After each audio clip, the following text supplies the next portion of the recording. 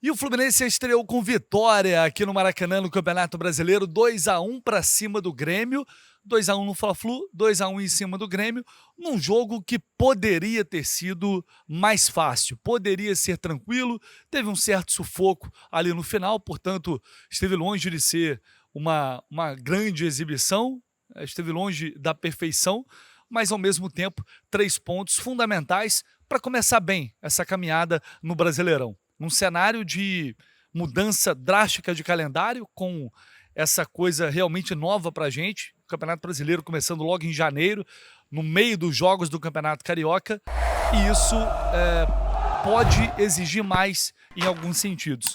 E eu já começo, inclusive, a análise desse jogo falando exatamente sobre essa questão. Por quê? A estreia no Campeonato no Brasileirão, que obviamente está entre as competições mais importantes do Fluminense no ano, ela acontece entre 2 clássicos do Campeonato Carioca. E, para mim, a estratégia, pelas decisões da comissão técnica, está sendo privilegiar o Brasileirão neste início. Mas isso foi facilitado porque o Fluminense conseguiu uma grande vitória no Fla-Flu. Só que isso também cobra um preço. Veja bem, a relação de decisões, cada decisão, uma consequência. E qual o peso que eu estou falando? O Fla-Flu ele foi um jogo extremamente desgastante, porque o time está saindo de uma pré-temporada, ou seja, todo mundo ainda sem ritmo de jogo ideal, todo mundo ainda em busca da sua melhor condição física, todos os times, não só o Fluminense. E o Fla-Flu naquelas condições, campo alagado, pesado, isso exige muito mais. Alessio, mas pô, o Uso Beldia colocou um time diferente em campo. Alguns não jogaram Fla-Flu. É verdade, mas os que jogaram, alguns sentiram bastante hoje. E isso no segundo tempo, para mim, acabou fazendo a diferença. Foram 2 pontos cruciais. 3, é verdade. O Fluminense ele construiu uma vitória com alguma dificuldade ali na segunda etapa, mas ela poderia ter sido mais tranquila. Por quê? Não pelo primeiro tempo. O primeiro tempo tem uma chance de gol logo aos 2 minutos com o John Kennedy, uma bolaça, 2 passos muito bonitos, né?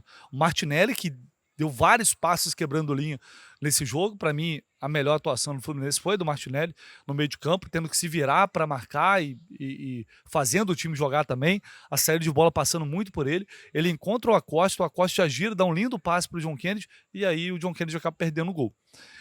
O Fluminense chegou a ameaçar em alguns momentos, com o chute do Serna, teve um chute do Canóbio também, algumas chegadas mais perigosas, mas depois dos 15 minutos foi perdendo força, né? Foi tirando um pouco o pé do acelerador, e aí o Grêmio equilibrou um pouquinho a partida, nada demais também, mas teve uma chance com o Carlos Vinícius, que é o centroavante, que é o cara de área, quase fez o gol ali no primeiro tempo. Mas o Fluminense não poderia ter aproveitado mais os espaços que o Grêmio cedia, principalmente no meio de campo. Chamou muita atenção a fraca marcação do Grêmio na frente da área, seja entre os zagueiros, entre os volantes, porque tinha um tripé de volantes, o Arthur, o Edenilson e o Dodi, que não tem muito poder de marcação. E aí, volta e meia entre linhas, o Acosta recebia, o René recebia, o John Kennedy recebia a bola ali, com espaço para trabalhar as jogadas. Mas o Fluminense perdeu um pouquinho de força no primeiro tempo, nada que fugisse muito do controle. Beleza, foi para o intervalo, 0-0, volta para o segundo tempo. Não vou nem dizer que já volta melhor, porque já volta fazendo gol. Né? O gol do Nonato sai numa jogada meio atrapalhada, porque o Canóbio ele cruza a bola vai errado, o Serna corrige, o John Kennedy sustentou bem no pivô, e aí o René bateu bonito de 3 dedos, o Everton defendeu, o Nonato foi lá e fez o gol, 1 minuto. E esse gol deixou o Fluminense já mais à vontade no jogo, já dificultou ali a vida do Grêmio. Logo depois, tem uma oportunidade, um passe espetacular do Martinelli, colocando o Canóbio cara a cara, e ele acabou perdendo. Isso foi 5 minutos depois, se eu não me engano. Então o Fluminense já poderia ter feito 2-0. 7 minutos depois, tem uma outra chance. Agora o Martinelli recebendo pela direita, entrando na área, batendo, o Everton defendeu, escanteio. Nesse escanteio, jogada ensaiada, e aí uma lindíssima jogada, né? O René batendo muito bem com o pé esquerdo, a bola difícil, porque ela propositalmente ela vai quicando até encontrar o Acosta do outro lado, que aí é na categoria do craque, né? Na categoria do cara que é diferenciado. Bate nela, na cara dela para baixo, para ela ganhar a direção do gol, e aí o Fluminense faz 2-0. E por que eu falei que o Fluminense caminhava para uma vitória muito mais tranquila? Porque o Fluminense estava fazendo o jogo ficar fácil. Nesse momento, o Grêmio estava totalmente abalado, perdido em campo. O Fluminense jogava do jeito que queria, o Grêmio não passava do meio de campo. E era a hora de você matar o jogo, fazer o terceiro e partir para uma goleada. O jogo se desenhava para isso. Mas terminou de forma diferente. Por quê? Porque o futebol é assim. Isso serve de alerta porque o Campeonato Brasileiro normalmente não permite esse tipo de relaxamento. E aí a minha visão, o diagnóstico que eu fiz, foi que o Fluminense ele relaxou depois dos gols. Ele relaxou. Ele teve algumas decisões tomadas em campo, para mim demonstraram uma certa displicência.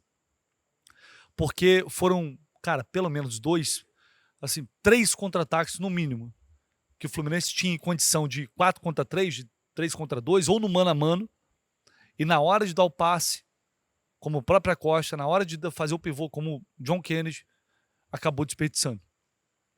No momento de maior estabilidade do Grêmio no jogo. Estava realmente muito fácil. A liberdade num jogo de Campeonato Brasileiro, isso é muito raro. A liberdade que o Fluminense teve. O jogo inteiro.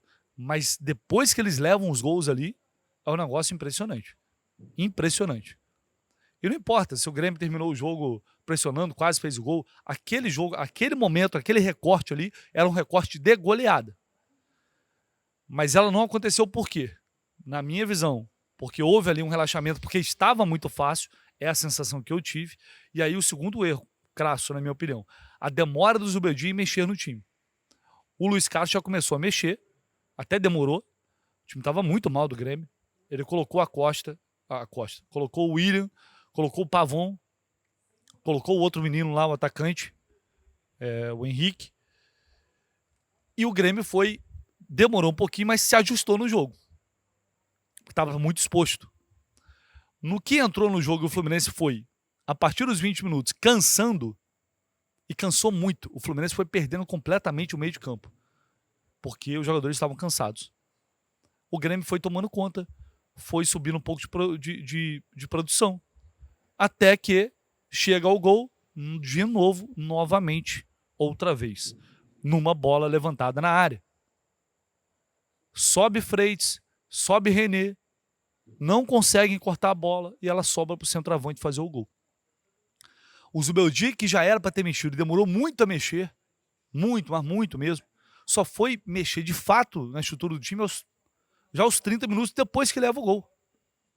E aí o Grêmio já está no jogo. O Pavon já estava fazendo uma arruaça pelo lado de direito de defesa do Fluminense, em cima do Samuel Xavier. O William também participando bastante da partida. Os caras entraram no jogo, o Zubeldia começa a fazer as modificações, começa a fazer as alterações, só que, na minha visão, tardiamente. Ele coloca Savarino, ele colocou o Ganso, ele colocou o Bernal, e até concordei com as mudanças. Para mim o problema foi a demora, porque o Acosta estava errando na tomada de decisão. Ele estava tomando algumas decisões erradas. E do primeiro tempo, depois dos 15 minutos em diante, o Acosta some do primeiro tempo. E depois, no segundo tempo, ele faz aquele golaço, mas ele estava, né, cansado também, errando algumas decisões. Falei, o Ganso entrando com esse espaço todo, ele vai botar alguém na cara do gol. Isso é fato. E o Savarino entrou participando, tentando, né, dar aquela velocidade pelos lados. Enfim, fazer ali o dele. Então não achei as peças erradas. Agora, demorou demais. E aí o Grêmio tá ali em cima, não é que também cria várias oportunidades de gol, não. Mas o jogo ficou perigoso. Depois deu uma assentada. O Fluminense não criou chance clara. Chegou novamente com condição de ter um contra-ataque, mas não criou chance clara. Só que aí é futebol, amigo. Aos 42, se eu não me engano, outra bola que vai para a área e outra bola que o adversário finaliza. A sorte que o Gustavo Martins, o zagueiro, pegou a bola na pequena área e jogou por cima do gol. Ali poderia ter sido o empate do Grêmio. Então, o Zubeldia, para mim, não errou na escalação, mas ele errou muito no timing da mexida. Ele demorou muito a mexer na equipe. E isso poderia ter colocado, ou poderia ter levado o Fluminense a um empate desastroso, porque seria desastroso perder esses 2 pontos aqui numa estreia. Ah, tá só começando o ano. Sim, tá só começando o ano, é o primeiro jogo. E esses pontos podem fazer falta lá na frente. Quando você tá muito superior ao adversário, abre 2-0 e tá bem, É muito ruim levar um empate dessa forma. Quando o adversário está muito bem, dominando, mas não. O Fluminense fez os 2 gols, poderia ter feito mais, foi perdendo força, e quase que o Grêmio, mesmo jogando mal boa parte da partida, conseguiu tirar 2 pontos aqui do Fluminense. Então, no fim das contas, é claro que o que fica é a vitória, que é importantíssima. Vende o Fla-Flu, estreia bem no Campeonato Brasileiro, mantém esse 100% de aproveitamento como mandante aqui no Maracanã, que é algo absolutamente incrível também. É incrível o que o Fluminense vem fazendo com o Zubeldia aqui no Maracanã. Cara, e começa bem a competição. Isso é muito importante. O Zubeldia, depois na zona mista, falou sobre a situação do Hércules e do Soteldo. Inclusive, ele disse que o Hércules não deve jogar no final de semana. Havia essa esperança, essa expectativa. Ele disse que provavelmente não vai rolar, não vai dar. Falou da base também, do aproveitamento da base, que é algo que a torcida, de uma forma geral, vem cobrando bastante. Enfim, eu separei 2 trechinhos da coletiva do Zubeldia, dessas aspas. Eu vou trazer para vocês aqui rapidinho e na sequência a gente finaliza. Bueno, estamos bien, los números indican que estamos bien en casa. Por supuesto es otra temporada y todos los equipos se están armando. Es decir, este gremio no es el mismo gremio que el año pasado y nosotros estamos teniendo algunas modificaciones. No nos olvidemos que hoy en el equipo no está un jugador que era muy importante como Thiago, y James hoy hizo un gran partido, poco a poco se va adaptando. Así que esperemos seguir ganando de local, que es importante. Por supuesto jugando bien al fútbol, lo que más se pueda, para estar más cerca del triunfo y bueno, y de visitante también poder sumar, ¿no? Así que ahora tenemos un desafío con Botafogo. Bueno, yo creo que Juan, hay jugadas donde recibe aplauso y hay jugadas donde por ahí el torcedor puede reprobar, ¿no? Pero también hay jugadas donde recibe aplausos. Hay jugadas donde uno ve que son muy buenas, por ejemplo en el primer gol, el cambio de frente que él hace, tampoco no es normal que un zaguero cruce tan bien la pelota y lo deje mano a mano ya a Canovio, ¿no? Entonces, por supuesto, todos los jugadores pueden alternar cosas positivas y algunas negativas, ¿no? Pero lo más importante es que Juan, lo que percibió hoy, él sigue compenetrado en el partido y pasa a la siguiente jugada, digamos. Mira la página y va a la siguiente jugada. Todavía es joven, y no tengo dudas que él es un central que va a alcanzar su madurez o su plenitud con trabajo, con partidos, con minutos, teniendo este tipo de, como los tuvo el año pasado y como lo está teniendo ahora, este tipo de desafío, y que esté centrado en lo que tiene que aportarle al equipo, ¿no? Así que tiene que seguir trabajando e com humildade. Bom, então agora é respirar, descansar um pouco. Acho que ele vai com um time muito diferente contra o Botafogo. Provavelmente reserva, talvez Savarino estreando como titular, porque né, já começa a ter uma sequência pesada e a temporada está só começando, ainda né, saindo ali da pré-temporada, ninguém está com o ritmo de jogo ideal, e o Zubeldia não vai querer certamente arriscar a perder o jogador lesionado agora logo de cara. Vitória importantíssima, 3 pontos fundamentais, mas que sirva de alerta esse susto.